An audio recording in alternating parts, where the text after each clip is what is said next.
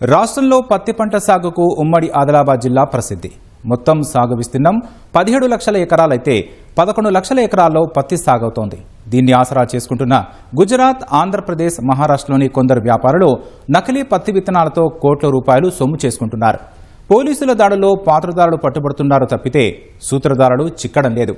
దిగుబడి తగ్గితే ప్రకృతి వైపరీత్యమని నమ్మించడమే తప్పితే నకిలీ విత్తనాల మకిలీ భాగవతం బయటపడడం లేదని రైతులు ఆవేదన వ్యక్తం చేస్తున్నారు. అక్కడి తాజా పరిస్థితిపై మా ప్రతినిధి మణికేశ్వర్ గ్రౌండ్ రిపోర్ట్. ఉమ్మడి ఆదిలాబాద్ జిల్లాలో నకిలీ పత్తి విత్తనాల సరఫరా దందా కలకలం సృష్టిస్తుంది. తాజాగా ఆసిఫాబాద్లో 5.5 క్వింటాళ్ల నకిలీ పత్తి విత్తనాలు లభించడం సంచలనం రేకెత్తించింది. వాస్తవంగా ఉమ్మడి ఆదిలాబాద్ జిల్లాలో 11 లక్షల ఎకరాలలో పత్తి పంట సాగవుతుంది. దానికి అనుగుణంగా విత్తన సరఫరా చేయాల్సిన బాధ్యత వ్యవసాయ లేకపోతే అధికార యంత్రాంగంపై ఆధారపడింది. అయితే పత్తి విత్తన శాస్త్రీయతను నిర్ధారించే ప్రయత్నం ఎక్కడ జరగలేదు. పైగా ఎకరాకు 10 క్వింటాల పత్తి దిగుబడి వస్తుందని వ్యవసాయ శాఖ అంచనా వేస్తుంది. ఆ వ్యవసాయ శాఖ కానీ అధికార యంత్రాంగం నకిలీ విత్తనాలనే అంశాన్ని తెర మీదకి రాకుండా ఇదంతా ప్రకృతి వైపరీత్యంగా కొట్టివేసే ప్రయత్నం జరుగుతుంది. ఆ నష్టం జరిగితే అంత ప్రకృతి వైపరీత్యంగా అన్నట్టుగా, లాభం జరిగితే విత్తన నాణ్యమైందన్న ఒక గందరగోళానికి గురి చేస్తుంది. అసలు ఇప్పుడు చాలామంది అనుభవమైన రైతులలో కూడా ఇది ఒక తెలుసుకోలేని పద్మవ్యూహంగా కనిపిస్తుంది. సార్, ఉమ్మడి ఆదిలాబాద్ జిల్లాలో నకిలీ పత్తి విత్తనాల దందా ఉందా లేదా? ఉంటే దీనివల్ల ఏమైనా నష్టం జరుగుతుందా లేదా? అసలు నకిలీ పత్తి విత్తనాలు అనేది ఎట్లా చెప్పగలుగుతున్నారు? నకిలీ విత్తనాలకు సంబంధించి పెద్ద మాఫియా అయితే జరుగుతున్నది ఆదిలాబాద్ జిల్లాలో. కాబట్టి పెద్ద ఎత్తున కోట్లలో వ్యాపారం అనేటువంటిది ఉన్నది. కాబట్టి అందుకని మాఫియా అనేటువంటిది కొనసాగుతుంది.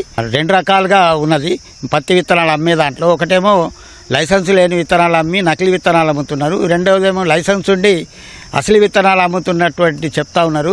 ఆ అసలు విత్తనాలలో కూడా మొలకెత్తకపోవడం, జర్మినేషన్ రాకపోవడం, అంటే ఒక శాస్త్రీయత లేకపోవడం అనేటువంటిది మనకు కనబడుతుంది. అనేక సందర్భాలలో రైతు చివరికి వచ్చేసరికి దిగుబడి తగ్గిపోయిందని చెప్పి 5 క్వింటాలు 3 క్వింటాలు వస్తుందని చెప్తున్నారు. అది వాస్తవంగా నకిలీ విత్తనాలనే మేము అనుకోవడం జరుగుతుంది. అది ప్రకృతి మీద నెట్టేయడం కూడా జరుగుతుంది. కానీ ఈ విత్తనాలను సరఫరా చేసేదానికి కూడా లేదా నకిలీ దాన్ని అరకట్టేందుకు కూడా ప్రభుత్వ యంత్రాంగం తరఫున టాస్క్ ఫోర్స్ విభాగాలు కూడా ఉన్నాయి. ఆ టాస్క్ ఫోర్స్ విభాగాలకు ప్రయత్నం ఏం ఫలించడం లేదంటారా? వాస్తవంగా టాస్క్ ఫోర్స్కి సంబంధించినటువంటిది ఏదో చిన్న వాళ్ళని పట్టుకుంటున్నారు తప్ప పెద్దగా దానికి మూలం ఎక్కడైతే ఉత్పత్తి జరుగుతున్నదో, ఇప్పుడు మనం చెప్తున్నాం గుంటూరు నుంచి కానీ, మహారాష్ట్ర నుంచి కానీ, గుజరాత్ నుంచి కానీ వస్తున్నాయని చెప్తున్న మాటల ఆధారంగా. కానీ దాన్ని వాస్తవంగా అక్కడి నుంచి వచ్చేటటువంటి సంస్థలు వాటిని పట్టుకోవడానికి సిద్ధంగా లేనటువంటి పరిస్థితి మనకు కనబడుతుంది. విత్తనంతో రైతు నష్టపోకుండా ఉండాలంటే ఏం చేయాలంటారు? 2 విధాలుగా విత్తనాలు రైతులకు అందుతున్నాయి. అంటే వాస్తవంగా ఈ 2 కూడా రైతులని నష్టం చేసే విధానంలో ఉన్నాయి. అందుకని ఇది ప్రతి సంవత్సరం జరుగుతున్నది. ప్రతి సంవత్సరం ఇదే మాటగా ఉన్నది. జర్మినేషన్కి సంబంధించినటువంటి అగ్రికల్చర్ వాళ్ళు ఇప్పుడు కంపెనీ నాణ్యమైనటువంటి కంపెనీ అని చెప్తున్నారు. వాటిని కూడా తీసుకొని జర్మినేషన్ చేస్తున్నామని చెప్తున్నారు. 15% దాంట్లో జర్మినేషన్ రాదని చెప్తున్నారు. వాస్తవంగా మనకు రైతు సమక్షంలో చేస్తలేరు అనేటువంటిది మాకున్నది. నాణ్యమైన కంపెనీని కాదు, ప్రతి ఒక్క కంపెనీ జర్మినేషన్ యొక్క పరిస్థితిని చూడాలని చెప్పి మేము చెప్తున్నాం. నకిలీ పత్తి విత్తనాల దందా జరుగుతుంది. దీనివల్ల రైతులు నష్టపోతున్నామనే ఆవేదన కూడా మీ ముందని ఒక రైతు వెలిపించారు. వాస్తవంగా నకిలీ పత్తి విత్తనాలు అంటే ఏమిటి, అసలైన పత్తి విత్తనాలు అంటే ఏంటి, మీరేం చెప్తారు? నకిలీ పత్తి విత్తనాలు అంటే ఏవైతే కుల్లా సంచుల్లో, బట్ట సంచుల్లో కుల్లాగా వాళ్ళు ఏదైతే బీటీ అంటే హెర్బిసైడ్ టాలరెంట్ వెరైటీ అని కొత్తగా ఏంటంటే గడ్డి మందు కొట్టినా కూడా ఈ పత్తి గడ్డి కలుపు తీయాల్సిన అవసరం లేదు, పైకెళ్ళి గడ్డి మందు కొట్టుకోవచ్చు అనే ఒక రైతులకు లాలూచికి చూపించి కొందరు గుజరాత్ నుంచి, మహారాష్ట్ర నుంచి ఇక్కడ మిడిల్ మెన్స్ ఏర్పరచుకొని అక్కడ నుంచి సరఫరా చేయడం గత సంవత్సరాలలో తూర్పు ప్రాంతంలో మంచిర్యాల, ఆసిఫాబాద్ జిల్లాలో ట్రైన్ ఫెసిలిటీ ఉండడం వల్ల మనకు తీసుకోవడం జరిగింది.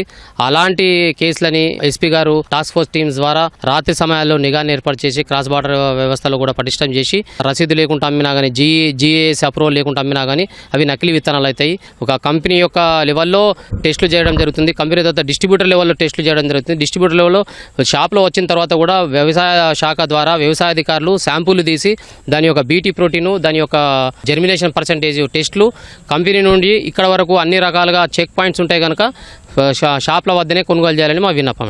దుకాణాల్లో కొనుగోలు చేసిన విత్తనాలు కూడా తర్వాత మొలకెత్తడం లేదు.